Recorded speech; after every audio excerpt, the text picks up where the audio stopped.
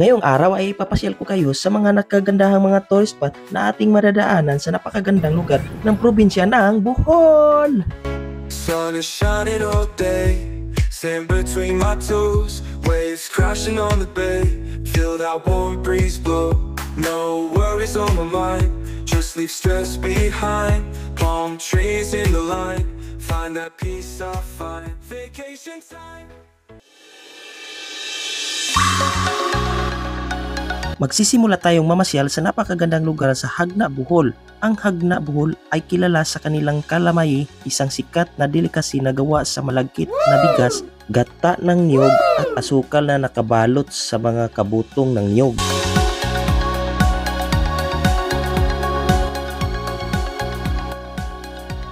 At kilala rin ang bayan sa mga natural na atraksyon tulad ng Kinahugan Falls, Canuba Beach at Loynab Rice Terraces.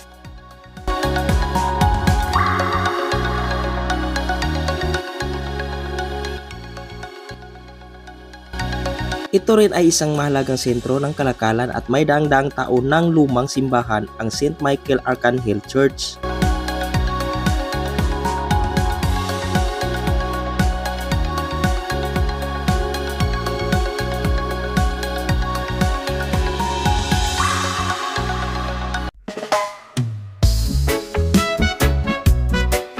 Ang Canuba Beach, kilala rin bilang Canuba Marble Beach, ay isang kakaiba at magandang dalampasigan sa Hagna, Bohol.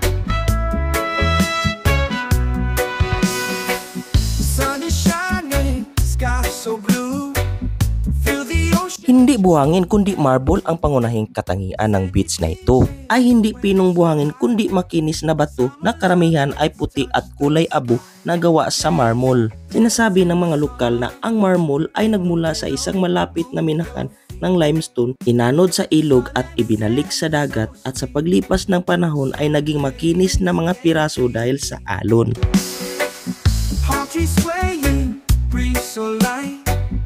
Party all day, dance all night. Feel the sunshine, feel the glow.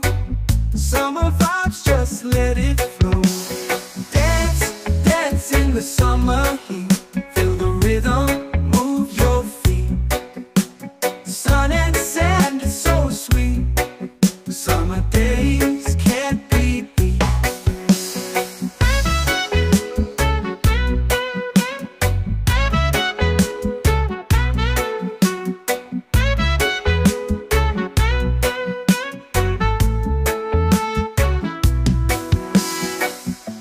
Swaying, breeze so light. Party all day, dance all night. Feel the sunshine, feel the glow. Summer vibes, just let it flow.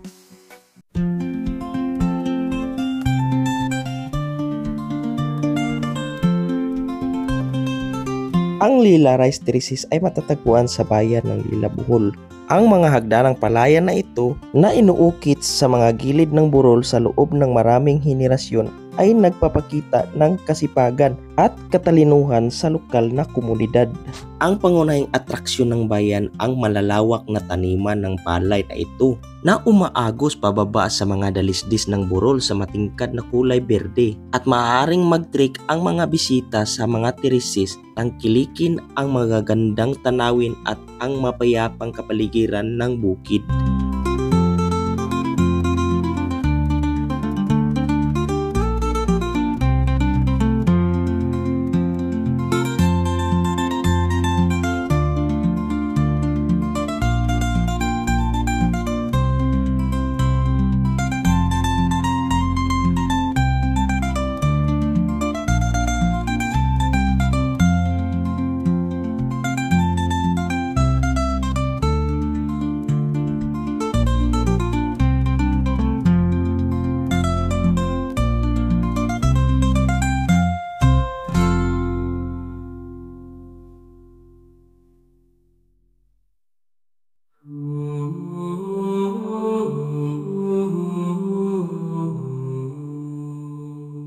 Ang simbahan ng Baclayon na opisyal na nakilala bilang parokya ng Immaculada Concepcion ng Birheng Maria ay isa sa pinakamatandang simbahan na bato sa Pilipinas at matatagpuan sa Baclayon, Bohol.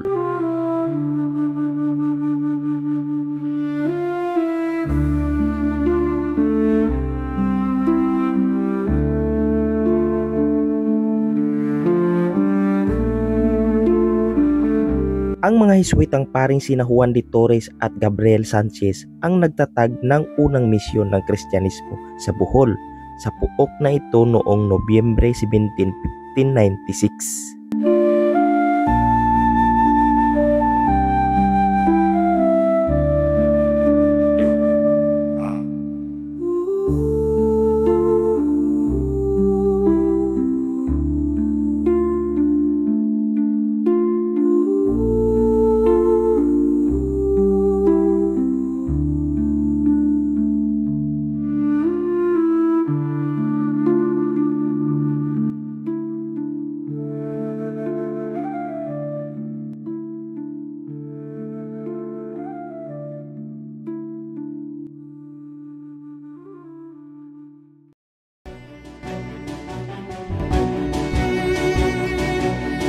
Ang sanduguan o blood compact sa Ingles at Pacto de Sangre sa Espanyol ay isang sinaunang ritual sa Pilipinas na ginagamit upang magtatag ng pagkakaibigan, kasunduan o alyansa. Ang pangunahing idea na maging isang dugo mula sa isang usan at dugo.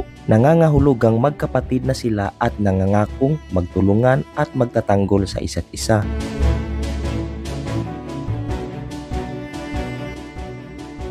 Ito ang pinakatanyag na sanduguan na nangyari sa Bohol noong March 16, 1565 sa loob ng barkong Espanyol na San Pedro. Nakipagsandugo si Miguel Lopez de Legazpi kay Dato Sikatuna, ang pinuno ng Bohol upang maging tanda ng kapayapaan at pagkakaibigan sa pagitan ng mga Pilipino at Espanyol.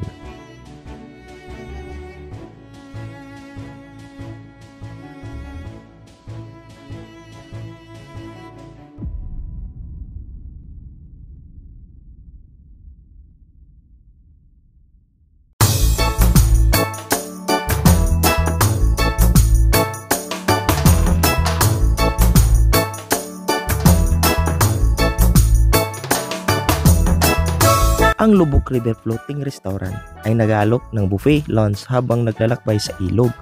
Sa katunayan, ang konsepto ng mga floating restaurant ay bahagi na ng sikat na Lubuk River Cruise na isa sa mga pangunahing atraksyon pang turista sa Bohol.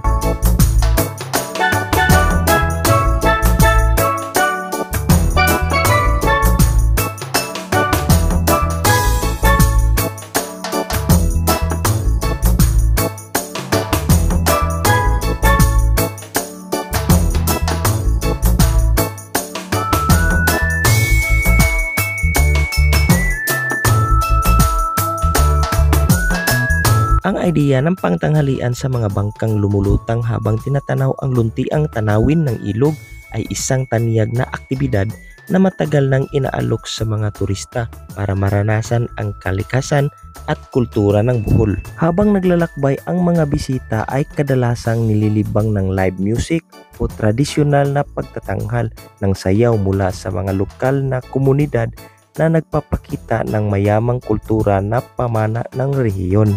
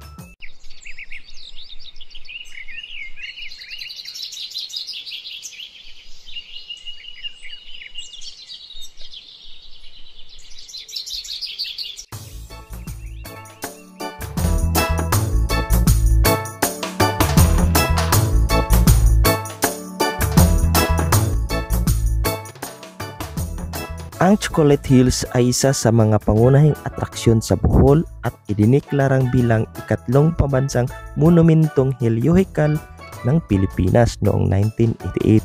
Ang mga chocolate hills o ang mga karamelo ay isang anyong lupa sa Pilipinas na matatagpuan sa hangganan ng mga lalawigan ng Carmen, Bohol.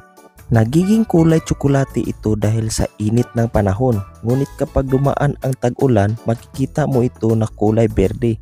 Ito ang tinatagong kagandahan. Hi guys, ako po si Lumad Buhlano Vlog at hanggang dito lang po ang aking video. Huwag niyong kalimutan mag-subscribe para lagi kayong updated sa susunod ko na video. See you on my next video. Paalam!